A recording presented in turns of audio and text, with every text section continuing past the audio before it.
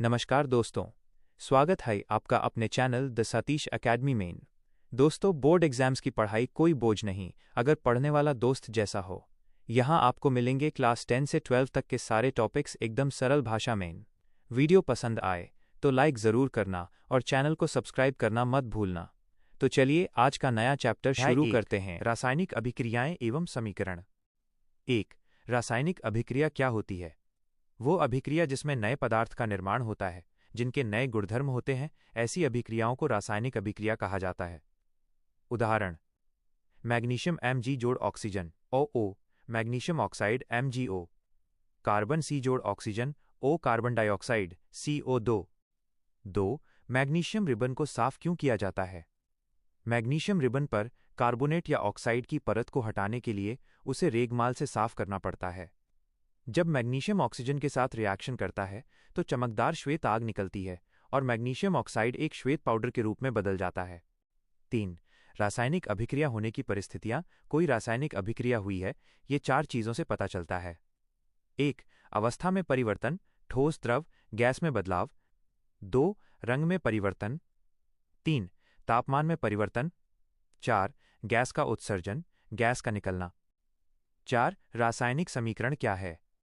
जब किसी रासायनिक अभिक्रिया को सूत्र या संकेत फॉर्मूला सिंबल्स के माध्यम से लिखा जाता है तो उसे रासायनिक समीकरण कहते हैं।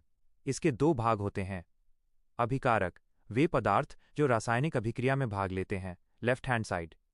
उत्पाद, अभिक्रिया होने के बाद जो नए पदार्थ बनते हैं, राइट हैंड साइड। 5. संतुलित और असंतुलित रासायनिक समीकरण। संतुलित समीकरण, जब अभिकारक व उत्पाद के द्रव्यमान मैस बराबर होते हैं। असंतुलित कंकाली समीकरण, जब अभिकारक व उत्पाद के द्रव्यमान बराबर नहीं होते हैं। समीकरण को संतुलित क्यों किया जाता है? द्रव्यमान संरक्षण के नियम के कारण।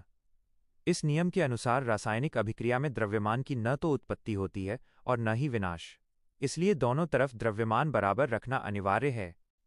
6. रासायनिक अभिक्रियाओं के 5 प्रकार। 1. संयोजन अभिक्रिया, जब 2 या 2 से अधिक अभिकारक मिलकर केवल एक उत्पाद बनाते हैं। 2.